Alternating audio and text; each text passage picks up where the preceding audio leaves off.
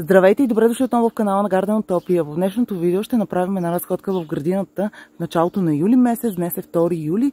Има доста красиви цъфтящи неща, които искам да ви покажа. Ще разгледаме също и от земеделската продукция, какво берем вече, какво е завързало, как се развиват нашите разсади, които засадихме преди няколко месеца с вас в земята. Надявам се да ви е интересно това видео. Харесайте го, ако е така. Абонирайте се за канала, ако още не сте го направили, за да можем да проследим заедно развитието на градината тук до есента и живот и здраве в следващи години. Приятно гледане! И ето градината в началото на юли. Можем да започнем обиколката от градината с рози и хортензии, която е малко по-нагоре, оттам да завъртим през далиите и да се върнем тук надолу, за да разгледаме.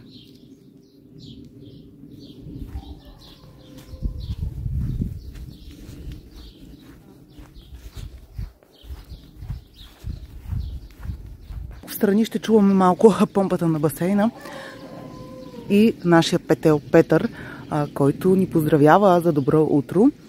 Ето е градината с рози и хортензии. Отново казвам, много ми харесва развитието тук. Доволна съм лично аз. Хортензиите, които закупих от сайта Love Hortensia, изключително добри растения, големи растения, на подходящата възраст, както трябва да се продават, в сравнение с това. Метличеста хортензия, която съм закупувала от друго място, даже вече не помня точно откъде.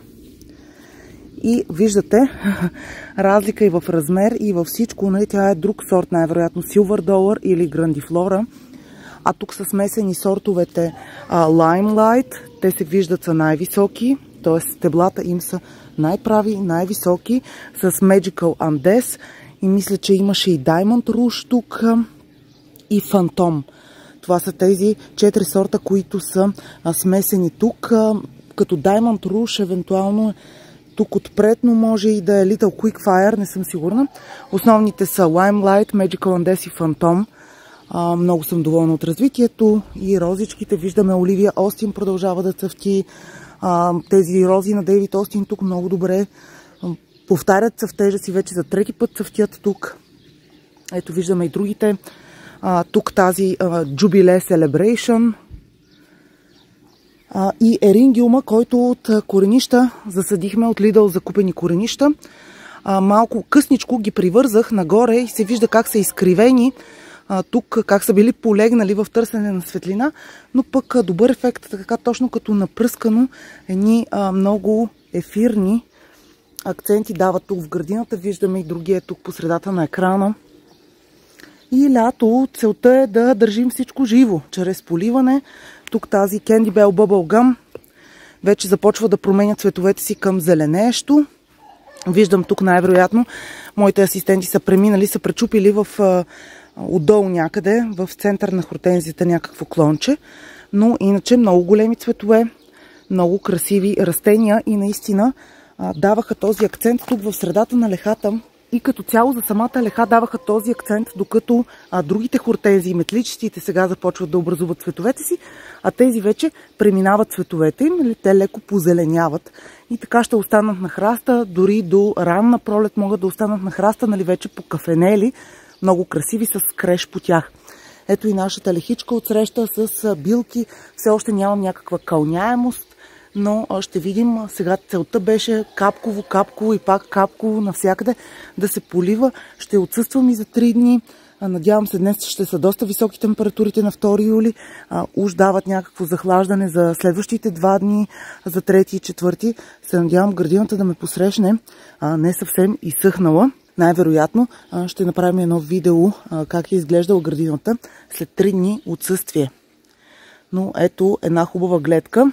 Поне за мен, хубава, добро развитие на тази сравнително млада градина, най-младата тук в целия имот. И тук преминаваме по-близо до Петър, нашия петел, който ще ни поздрави със сигурност още няколко пъти. При нашите дали започват тези кафе Оле Роял и кафе Оле Розе да цъфтят. Много красиви. Тук тези по-дребничките, мисля, че тази беше Силвия, оранжевата. Те вече си цъфтят от доста време. Тук от тези градинска ружа ли се нарича това. Актея, ако не се лъжа, е на латински, не ми харесват. Ще ги премахна и привличат много вредители. и по принцип се самонасяват, не са гъсти цветове, както трябваше да са. На пакетчето с семената бяха изобразени гъсти цветове, че ще имат. Но даликите поне ни радват с техните красиви цветове. Не им харесват жегите на далиите изобщо, тази суха жега, която е при нас принципно през юли месец, но с напояване, даже и след малко трябва да ги напоя доста сериозно. Ето тук имаме тази, на която в момента забравям името. Наистина се изпари от главата ми в момента, но имаме и тези в лилавичко, Томас Едисън, от другата страна Единбъро, ще отидем и до тях. Ето ги Единбъро, като цяло тук трябва и да се коси.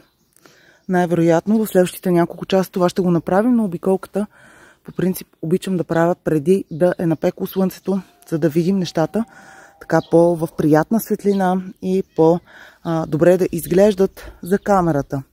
Ето и от тази страна почват едрите дали, от мрежата съм доста доволна. За сега може би още един ред ще добавя, но доста добре придържа растенията. Ще видим в развитието на сезона, когато продължават да се издължават и да цъфтят. Ще видим как ще се развиват нещата. Нашата сладка писанка. Ето тук от горната част, разсадите тук подготвени за отсъствието ми. Навсякъде все още мъркучи. А за разсадите отделно видео съм направила. Тук да видим земеделските култури. Имаше така доста видеа за тях в последно време и за доматите. И това върхово гниене при тях. И за разсадите ще има видеа.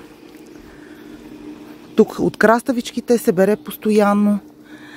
Бета-алфа, както винаги, много съм доволна, но и при тях от жегите, ето тук има на места, въпреки че мисля, че тук сме късали, но да, завръз не се е образувал тук, но нагоре си продължават да завръзват.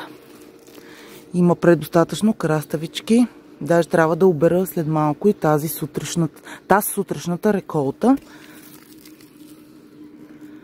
И тук се виждат две и от крокодилките, които обаче правят големи растения. Най-вероятно, казах ми се, че в предно видео трябва да ги колтуча най-вероятно. Така ми изглеждат. Много буйно на листна маса.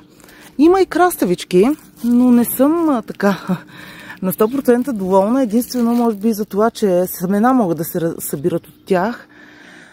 И другото, което е при мен тук, краставиците не са на най-слънчево местоположение. Може би и за това реколтата при някои сортове не е толкова добра, колкото може да бъде. Ще видим и тези неща с краставиците и доматите, ще ги променя следващата година.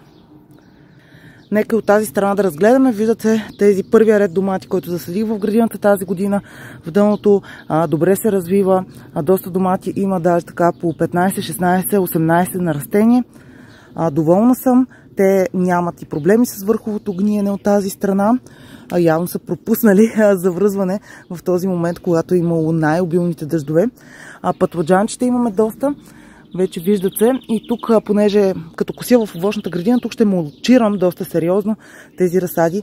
Голяма част от тях вчера засадих от саксийките, ги прехвърлих в земята. Виждаме така свежи листенца, добре поляти. И се надяваме да ни посрещнат в добро здраве. Има и от пътладжаните цаконики, и от Long Purple вече завързали от по-продълговатите сортове, но и от Pink Tung, който е по-кръгличък. Или ако не се лъжа, беше Pink Tung. Единия е не точно издължен голям лилав пътладжана, по-кръгличък лилав, тъмно лилав. Тук имаме пак Long Purple, издължени. Много доволна от тях. Има даже от цаконики започва. Ето го този по-издължен с шарена окраска, така светлеещ в сравнение с Long Purple, който е лилавичък. Сега тук на гърба на градината, на слънчевата градина, едни прекрасни лилиуми. Продължават да цъфтят. Доста от лилиумите прецъфтяха, дневните лилии почти прецъфтяха, но виждаме едни прекрасни от доста високите. Не знам дали ще успея да намеря какъв сорт точно е този, но виждате, повтаря се така на доста места. И виждаме и тук индийския люляк, оформен като дръвче, който скоро ще цъфти. Ето тук и от задната страна на градината почти не можем да видим напред, но толкова много цвят. Пак това може да е неприятно за някои хора, за мен тази пълнота на лехите, и като излезем отпред и видим пък тревата, която е зелена в комбинация с много шарените лехи. Харесва ми с изключение на тези петна от червено, които прави крокосмията. Тук споменавам я, тя вече нацъфтя. В предходна обиколка мисля, че не беше още нацъфтяла. Красиво растение, много опрашители го обичат, но предпочитам да завърдя тази, която е в жълто. Тя е вече с пъпки. Много по-ми харесва, просто това червено дава наистина прекалено силен контраст за мен и за моя вкус. Ето тук имаме и рудбекийка. Метлищите хортензии, които вече започват да оформят цветовете си. И насам тук след малко, или може би сега, ще обърнем внимание на тази градина. След това ще се насочим към тази, от която идваме. Тук имаме ехинацейки. Миналата година ги засаждахме. Бях закупила от разсадника Клематис БГ Нановски. Тук имаме тези хибискуси, които съвсем скоро ще започват да цъфтят. Така в саксиите съм доста доволна в комбинация с хортензиите. Тук в другата лехичка не съм засяла още билките, защото ще отсъствам. Отново казвам, винаги след засяване на семена трябва да се следи за поливането, да не изсъхва почвата. И с това ще се занимая, когато се върна. Живот и здраве! Ето тук имаме вече клематищетата са прецъфтели, но започват метлищите хортензии да образуват цветовете си. Имаме и тук в средата отново хибискус, космос имам от разсад, който съм разсадила насам натам из градината, за да ни предостави красив летен цвят. И се вижда и тук и лавандулата, както и маркучи. Отново казвам, сега няколко часа тук до следобеда ще е много интензивно поливане, както беше и цяла нощ. Доста притеснено ми е винаги, когато трябва да оставям градината, но налага се понякога. Ето виждаме и тази цветна слънчева градина. Тук са все още цъфтящи химерокалиси, червената крокосмия помежду. Отзад имаме хибискусите, оформени като дръвче, градински хибискус, ако не се лъжи, или блатен хибискус. Винаги обърквам тези народни наименования, но ще изпиша на екрана всъщност как се казват на латински. Значи тези лилавите, белите, които са зад тях. От другата страна има лилави, в една друга лехичка пак имаме от тях. А тези, които не са цъфнали, те са друг вид хибискуси. Сега вижда се доста от цветоносите вече напълно прецъфтели. Ето и нашите кани, които презимуваха, кали, не кани, а кали, които презимуваха успешно. Ето и тези тук, най-вероятно скоро ще цъфтят. Сложих и малко от агетес тук отпред на лехичката. Дъбоволистната хортензия добре се представя. Друга година, може би по това време има повече изгаряне на листата. Сега доста добре. И най-накрая тази метлищата хортензия доста добре се разви. Мисля, че 5-та година е за нея или 4-та година е за нея. И пак като е съдена от по-малко растение, доста по-бавно и беше развитието, отколкото онези, които видяхме в градината с рози и хортензии преди малко. Тук тези рудбекийки, които бяха от зимното сеене миналата година, продължават и тази година да ни радват.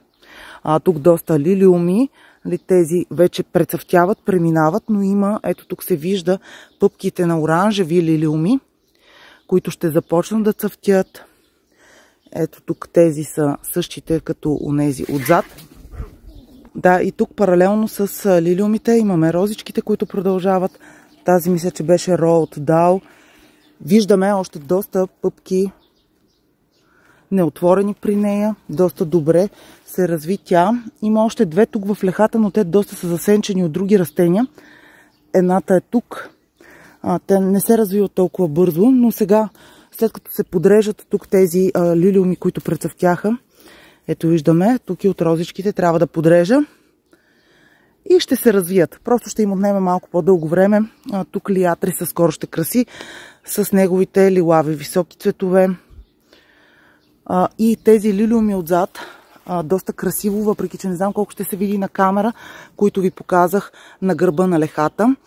Много ми харесват, нали, все пак цветоносите им надолу са наведени, от предната страна не се виждат толкова, но всяко едно нещо допълва другите и виждаме тук и в дясната страна или в момента в средата на екрана тези оранжеви лилиуми, които тук вече започват да цъфтят. Те са по-високи, и като цяло за това са предвидени, нали, не всички от тях, някои са засаждани миналата есен, тази пролет дори бях прехвърляла от тях, за това реално могат да се издължат повече и ако на време им сложа колчета, ще са по-нагоре издължени, няма да им се извиват стеблата. И ето го тук този белия хибискус, както и този лилавия, много красиви. Цъфтят доста продължително и както тези хибискуси, така и метличестите хортензии са основните акценти, които ще бъдат тук в градината през идните месеци, през юли и през август месец, ако имате пренодали, засадени помежду и някакви други обилно цъфтящи летни цветя, както са тагетес, например газания, гайлардия, ехинацея. Това ще ви е цвета, който ще дойде сега. През летните месеци розите малко в жегите по-слабичко цъфтят и вече когато се захлади времето, отново започват да цъфтят.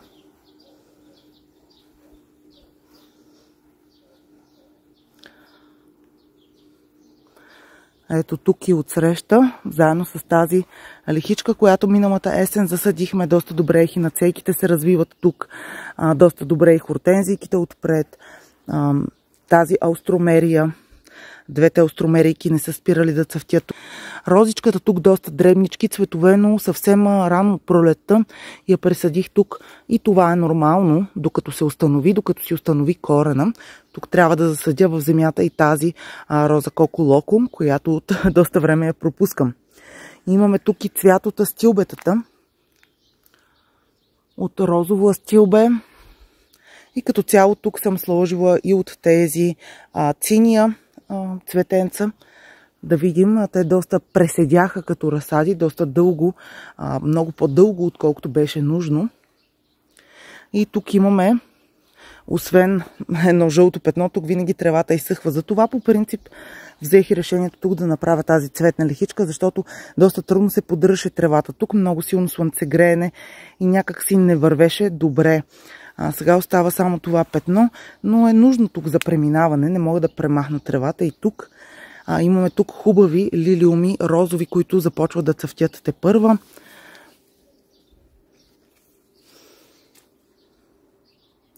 То виждаме колко са гъстички. Тези макове прецъфтяха вече. Розичката, която е оформена като дръвче, щамбовата, продължава да цъфти. Вече мисля, че е трети цъфтеж и много древнички цветове вече стават.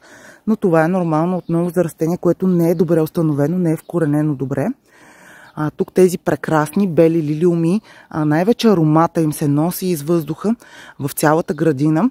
И сега дори докато седя пред тях, те прецъфтяват от части, но виждаме, има и неотворени пъпки.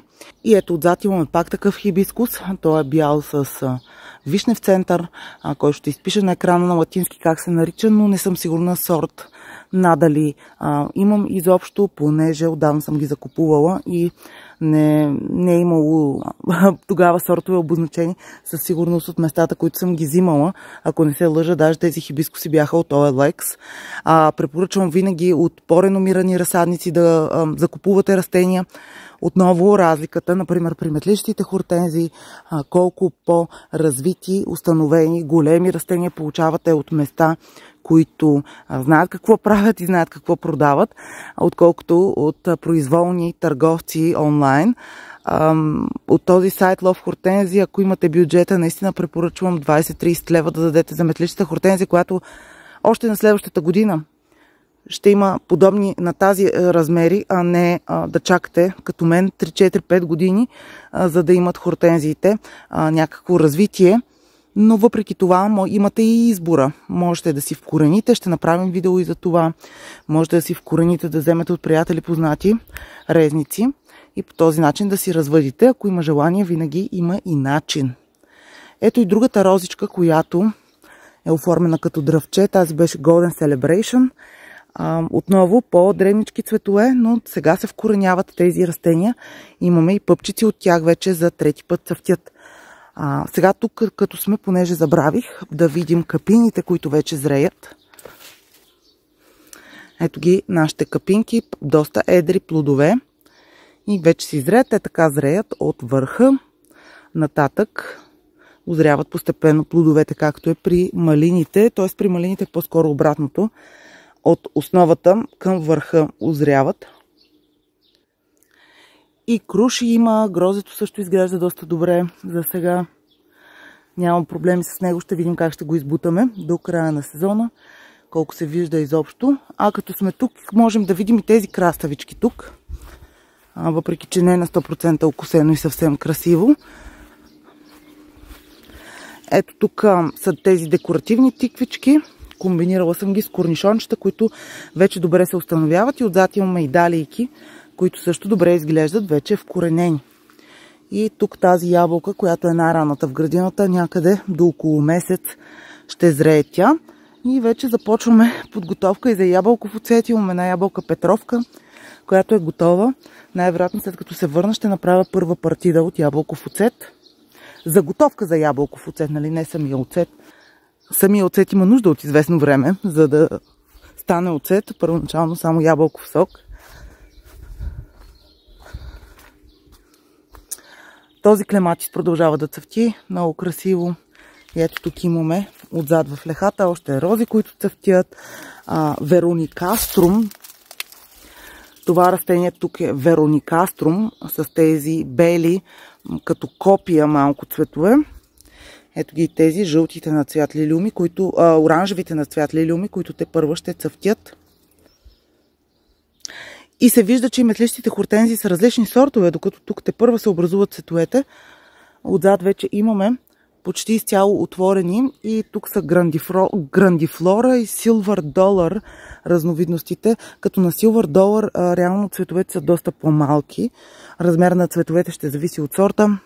Метлистата хортензия, която имате, както и от начина на подрязване, колкото повече стебла имате, толкова повече на брой цветове ще имате, но няма да бъдат толкова едри. Ако оставите много малко стебла, тогава ще имате по-малко на брой цветове, но по-едри. И сега да завъртим и към сенчестите части, но да видим градината и от тази страна по изгрев на 2 юли. Лилиуми, хортензии, хибискуси. Основното, което виждаме, тук там е някоя розичка. И ето като казвам розичка, от тези дребничките тук продължава да цъфтят. Тук с нашите хортензии макрофила добре цъфтят, заедно с стилбетата, които цъфтят между тях. И вече таликтрума е прецъфтял, но не съм го отстранила навсякъде. Тук, където пожълтяват стебла и прекалено много листа, там отстранявам, защото когато си засенчва, почвата задържа и повече влага. Таликтрума пък при мен не се насява, не се самонасява и затова не е проблем да го оставя по-дълго. Пенстемона трябва да подрежа, но най-вероятно ще е като се върна, защото така не е много грозно, но все пак тези стебла излишни тук, полягащи, могат да се премахнат. И тези розички тук продължават да цъфтят. Виждаме една метлища хортензия, на по-сенчесто е, но добре се развива. Пак от по-малките растения, които съм закупувала, и зад нея има и още една. Трудно потръгнаха така първа-втора година, но сега вече малко по-добре, особено че са и на по-сенчесто място. Ето ехинацейки имаме и тук.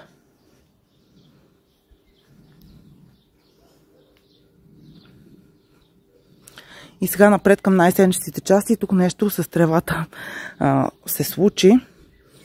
Като цяло ще видим, като се върна, ще отделям доста повече внимание на тревата тази година. По-слабо я и поливам, много горещо беше. Ето едно растение Мюленбекия, подарък от едни много приятни, много хубави хора. Императорска трева също имам.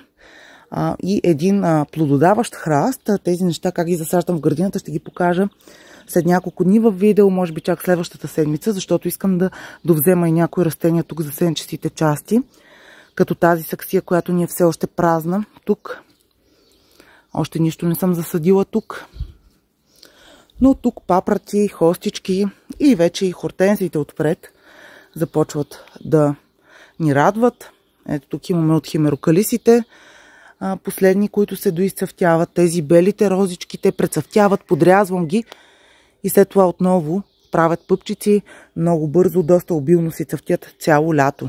Естествено с някакви малки почивки, но съм доста доволна от тях. Тук имаме и лилиуми, малко развалени, нарушени цветове, но въпреки това радват с аромата си. Ето насам дъбоволистните хортензии, огромните хости. Тези хости цъфтят последни. Вече елеганс са нацъфтели на места, преминават и при предна обиколка ги видяхме тези хости с направо като гроздове, дебели, големи цветове. Ето и бегонийките, които засадихме като луковички първо с вас, като грудки и сега вече имат цветове. И тук крушките и пак дъбоволистни хортензии, хостички, люляците, които трябва да се подрежат. Отново закъснявам доста с тяхното подрязване, но най-вече ги държа за сянка и за визуална преграда, отколкото за цвят. Щеше да е хубаво, ако ги бях подрязала по-рано, щяхме да имаме повече цвят от тях.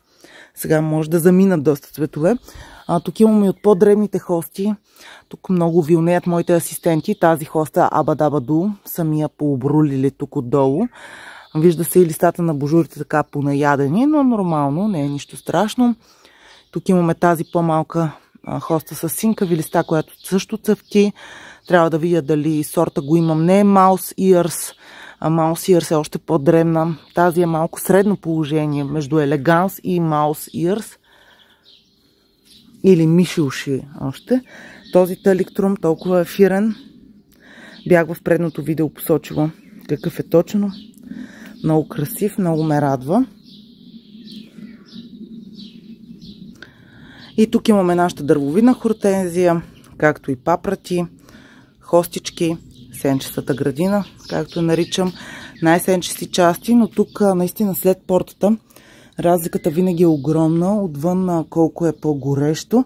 Човек като влезе тук е много по-хладно и това си дава си отражение наистина тази сянка. От една страна ни ограничава при избора на растения, но пък има много красиви растения за сянка. Виждам сега и този клематис омоширо, че избутва някакъв цвят още.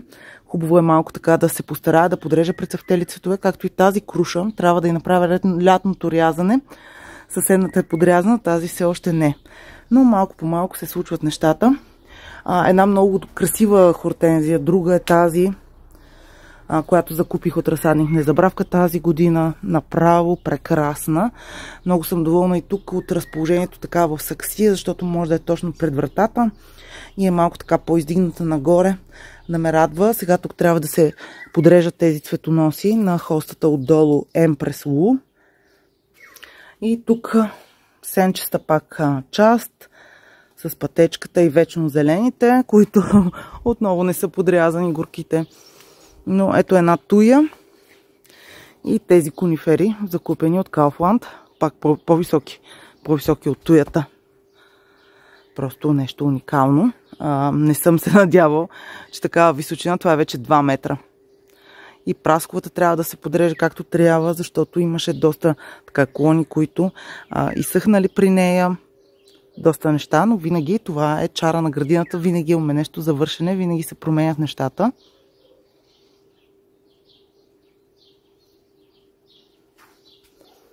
И отново градината по изгрев и този път. Днес за сега, ако завали наистина днес, преди това ще е доста горещо, което създава почва за градушки. Да се надяваме и този път да ни се размине. Благодаря ви, че бяхте с мен в днешното видео. Надявам се да ви е харесала тази обиколка сутрешна в Юлската градина. След 10 дни най-много ще направя отново обиколка. Сега се променят нещата. Този преход от едни по-горещи температури, но с доста обилни валежи, както беше през юни месец, до по-сухата жега на юли. Има доста растения, които тепърва започват да цъфтят и на които можем да се насладим. Надявам се тук заедно. Благодаря на членовете на канала за тяхната подкрепа. Благодаря на всички абонати на канала, на всички хора, които гледат и коментират видеята. Ако още не сте се абонирали за канала, направете го. Доста малък процент, някъде около 30% само, които гледат редовно видеята, са абонирани. По този начин, с абониране и натискане на камбанката, за да получавате известия при публикуване на нови видеа, ще можете да проследите развитието на градината заедно с мен тук и да видите какви градински приключения, в какви градински приключения се впускаме тук. От мен довиждане и до нови срещи тук на канала на Garden Utopia.